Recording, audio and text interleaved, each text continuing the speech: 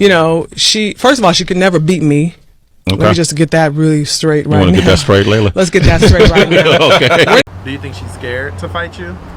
Laila is scared to fight me, and I would be scared to fight me too. I get it. Now, she knows I'm not afraid of her. Nobody is. Now, after all this she's put me through, I would never partner or collaborate with her on anything.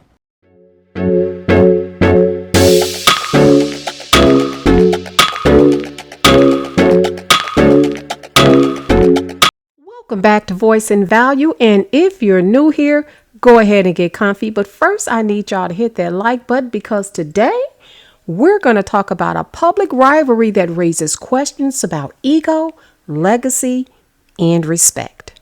It's something powerful and sometimes painful when a person you once looked up to becomes someone you start to compete with. It's a story that's old as time, admiration that quietly turns into comparison, and comparison that slowly turns into rivalry. And that's what I see unfolding between Claressa Shields and Laila Ali, two phenomenal women who both changed the face of boxing, but who now seem to be caught up in something far less inspiring than the sport itself. And this ain't just about punches and press conferences. It's about ego, respect, and the fine line between confidence and arrogance. Why do you want this fight? Well, one, me and Laila has had some back and forth for some years now. And to me, there is no question about who the greatest woman of all time is. It's me. It's you say. Now let's start with how this all began. Claressa Shields came into the boxing world hungry. She was gifted and unapologetically confident. She made history as a two-time Olympic gold medalist and became the face of modern women's boxing. Laila Ali, on the other hand, came into the sport already carrying a legacy. The daughter of Muhammad Ali, one of the greatest to ever do it. She didn't just ride that name, though. No, she built her own. Undefeated, poised, classy. She represented not just skill, but grace under pressure. And when Claressa was rising through the ranks, Laila actually supported her. She gave her encouragement, offered guidance, and publicly praised her for what she was accomplishing. She even said Claressa reminded her of herself, that she saw a champion in her. So it wasn't competition at first. It was mentorship. It was sisterhood. Let's take a look.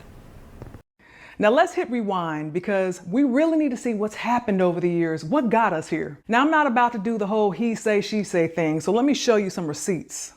I first met her in 2012 when she was invited on stage to stand next to me when I gave my father his Liberty Medal. At some point, she reached out, started asking me for advice, wanted to know if she should go to the Olympics a second time or go pro. She would also call me and let me know when she was fighting. Now at the time, I was one of the hosts of We Need to Talk, an all-female sports commentary show that still airs on CBS. I asked the producers if we could do a story on her. They agreed. So I got on a plane, flew to Colorado, and did a full sit-down interview with her. Now this is just a shortened version of the 6-minute piece that aired on CBS in 2016. 21-year-old Claressa Shields is as confident as her right hand is powerful. Soon, Claressa will be heading to Rio for the Olympics to try and do something that has never been done before. I sat down to talk with her about changing history and being a positive spark for her hometown. But somewhere along the way, that energy changed. Claressa started doing interviews where she'd compare herself to Laila, not in a she inspired me kind of way, but more in a I'd beat her if we ever fought kind of way. She started calling herself the GOAT, the greatest woman of all time, and began positioning herself as not just the next in line, but above anyone who ever came before her. At first, it sounded like youthful confidence.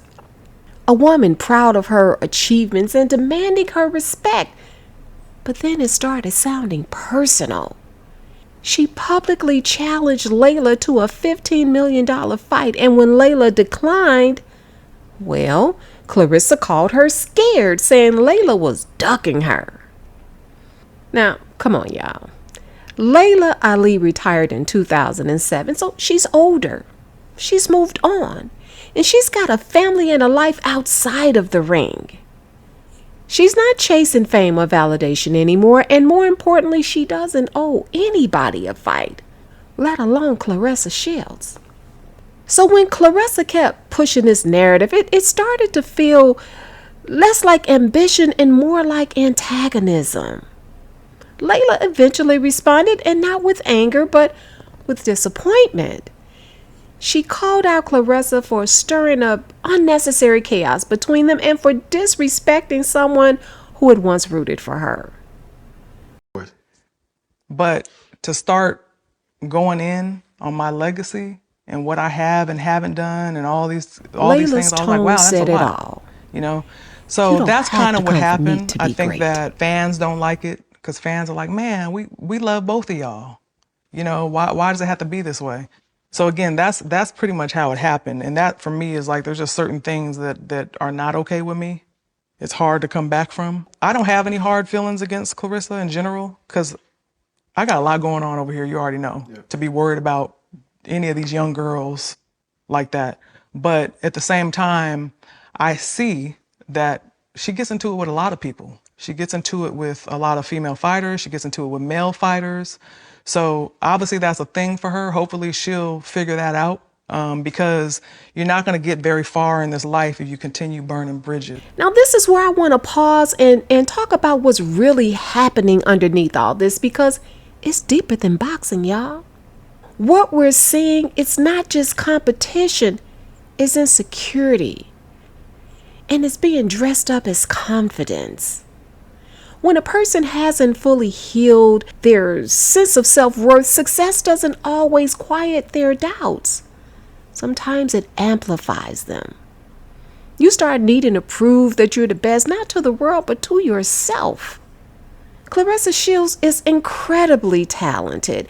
That's not up for debate, but somewhere in her drive to be recognized, it feels like she's battling not just her opponents, but her own need to feel validated. I took a risk turning pro. But why did she tell me not to turn pro instead of just saying, all right, boom, I'm going to back you? She's never given no other female fighter her blessing. Oh, wait a minute. She started giving Katie Taylor her blessing once she started having problems with me.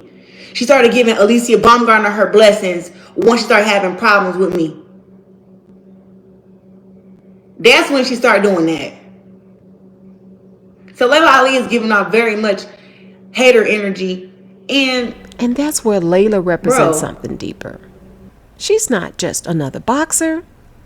Laila is a symbol. She's a symbol of legacy, a living reminder that greatness can exist without chaos, that strength doesn't have to shout. But when you're still chasing your own identity, even admiration can start to feel like competition. And that's the tragedy here. Claressa didn't start out as Laila's rival. No, she started out as her student. And now she's trying to surpass her by tearing her down. Ain't that a kick in the head? Now let's talk about the part that we don't like to admit, how society feeds into this kind of rivalry. When it comes to black women, especially those in power, people love to see a fight, literal or figurative. The media plays up every disagreement, every shade, every comment as beef. Now, they don't do this to men in the same way, but when it's two strong, outspoken black women, it's front page entertainment. And that energy gets internalized. It pressures women like Claressa to constantly prove themselves, not just to men, but even to other women. We've been conditioned to believe that there can only be one queen, one greatest, only one at the top. So instead of legacy being something that gets passed down, it becomes something that you have to reach out and snatch. But true greatness doesn't have to compete. It builds, it uplifts, and it leaves room for the next one to rise without tearing down the last one who did it. When Laila responded to Claressa, she didn't play into the chaos. She stood firm, reminded her of respect, and walked away from the noise. Kudos to you, Laila. That's maturity. That's emotional intelligence. She made it clear that she wasn't interested in clout because her legacy is already cemented. She doesn't need to fight to prove her worth, not to anyone. And honestly, that's a lesson Claressa can learn from. Confidence is about believing you're great. Wisdom is about not needing to prove it at every turn. At the end of the day, Claressa Shields doesn't need to be Laila Ali, and Laila Ali doesn't need to come out of retirement to prove anything. They both did something powerful. They showed women, especially Black women, that we belong in spaces that were once closed to us. But when admiration turns into jealousy and ambition turns into aggression, we lose sight of the bigger picture. The truth is there's room for both. Laila's legacy opened the doors and Claressa's talent is walking through them. And that's how it's supposed to work, y'all. But when ego steps in, then legacy turns into rivalry, and what could have been a powerful sisterhood becomes just another headline. And you know what else we have to talk about? The era that these two women come from, because that plays a huge role into why this rivalry feels so lopsided. Just another example of the older hating on the youth. Laila Ali has been losing the fight against me for a very long time, and we all know when you start losing the fight, you go below the belt. You see, Laila and Claressa aren't just separated by age, they're also separated by culture. And that's where things get really interesting, because this ain't just some personality clash we're dealing with here. It's a whole generational clash. Think about it. Laila Ali built her entire career in a time before social media became the scoreboard for people's self-worth. She didn't have to wake up and check likes. She didn't have to post training clips for engagement. Her validation came from her work, the discipline, the record, and the respect that she earned in real time, not in the comment section. Unlike others, I'm not afraid to put someone's name or image on my Instagram page. I will be responding back to Laila Ali on my YouTube channel. The link is in my bio. It is time to get some of these lies and get some of these people in check. Claressa, on the other hand, is competing in the age of numbers. I'm talking followers, views, reactions, virality, and whether people admit it or not, social media has turned confidence into performance. It's turned every statement into a spectacle and made comparison a full-time job. So when Claressa talks about being the GOAT, or when she goes online to call out Laila for a fight, she's not just speaking to Laila. She's speaking to the algorithm. She's feeding a system that rewards controversy, conflict, and chaos, because the more people react, the more the post circulates, and the more it circulates, the more she feels visible, validated, and relevant.